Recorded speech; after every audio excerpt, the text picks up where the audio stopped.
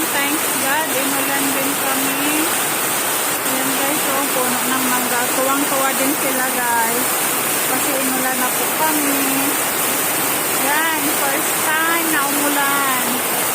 Tuwang-tuwa yung mga pananim. Ayan guys, so tubig na yan.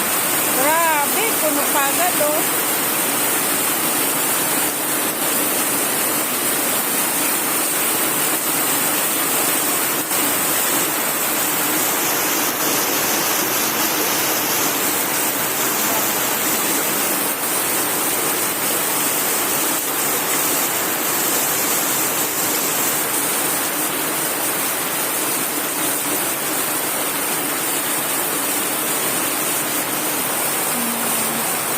Ayun yung kawayan na nawala ng dahon guys. Umpisa na naman. Patay na yan. Ayun, may mga palaka na naglalangkong. Mga palaka. Lakas talaga.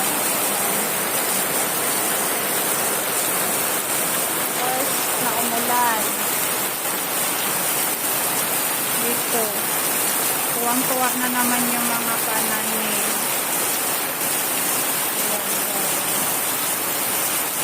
Yung bulak guys, o tuwang-tuwa.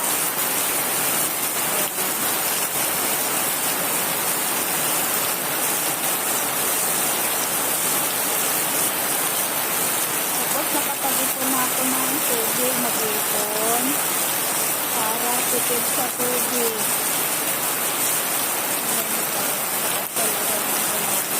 Buti na lang hindi ako umalis. Pupunta sana ako ng bayan, bibili ng gamot ng aking pasyente. Sa sobrang lakas ng ulan. Buti hindi pa ako umalis kanina kasi walang magbabantay sa kanya. Tuwang-tuwa na naman sila. Ngayon lang nakatikim ng ulan. Magmula no January, February yata. Ayan guys, pati yung pananim ng kabila. Ayan, nagdidilaw-dilaw na yun. Ngayon, nakapagpahinga na sila magbili.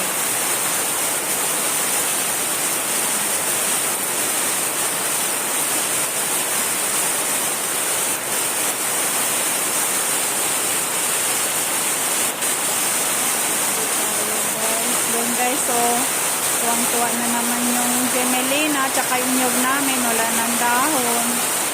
Ayun guys. Yung mga natitira ng ayan, yung dahon ng nyug, dilaw na.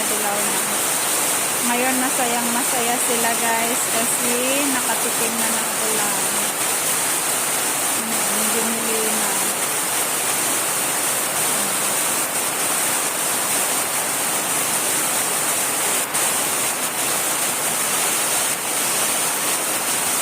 Ganda ng sound. Diba? Lakas ng ng ulan.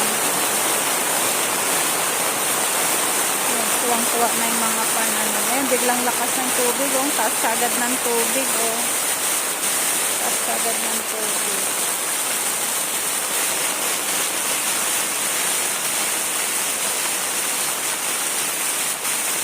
Yan, nakapuno ako ng tubig guys. Nag-imbak na kaagad ako ng tubig. Ang linis ng tubig guys. Oh. Linaw ng tubig ulan. Ito, mas malaki. Diba? Ang linis ng tubig ulan guys. O malinaw. Pwedeng panglaba ko ito bukas at kulay puti na damit. Diba? Ayan guys. Tuwang-tuwa sila.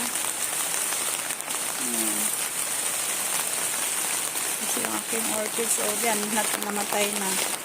Tapos ito yung, ano ba yung tawag dyan? Yung plastic. Para siyang plastic. Tuwang-tuwa na naman sila. Inano ko lang yan ng padilig-dilig araw-araw. Ayan. Lakas na naman ang ulan guys.